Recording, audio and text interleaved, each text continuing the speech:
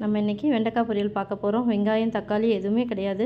Oil தேவையான oil ஊற்றிட்டு நம்ம கட் பண்ணி வச்சுருக்க வெண்டைக்காய் சேர்த்துக்கலாம். வெண்டைக்காவை கழுவிட்டு ஒரு காட்டன் துணி வச்சு துடைச்சிக்கோங்க.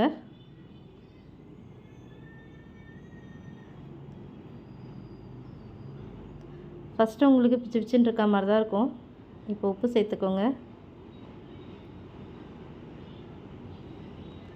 மிளகாய்த்தூள், தேவையான காரம் சேர்த்துக்கோங்க. நீங்கள் லஞ்ச் கட்டுறதுக்கு ஒரு ஈஸியான ரைஸ் இது. ரொம்ப நல்லாயிருக்கும். குழந்தைங்கள்லாம் ஒரு பருக்க கூட வைக்க மாட்டாங்க. இப்போ ஒரு சிட்டிகை மஞ்சத்தூள்.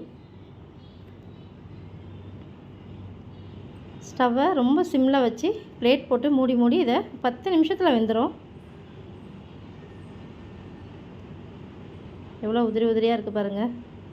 தேவைன்னா உங்களுக்கு இதில் முட்டை சேர்த்துக்கோங்க. இந்த மாதிரி வெந்து இறக்குற டைமுக்கு ஒரு முட்டையோ 2 முட்டையோ உடச்சி ஊற்றி அதே போல் பண்ணிங்கன்னா நல்ல முட்டையும் வெண்டைக்காவும் தனித்தனியாக வந்துடும். இப்போ இதில் நம்ம ரைஸ் எப்படி சேர்க்குறதுன்னு பார்க்கலாம்.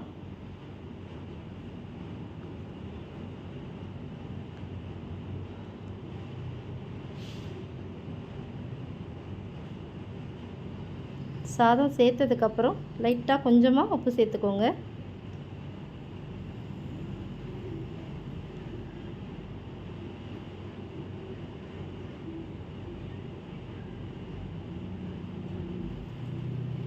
எவ்வளோ உதிரி உதிரியாக இருக்குது பாருங்கள்.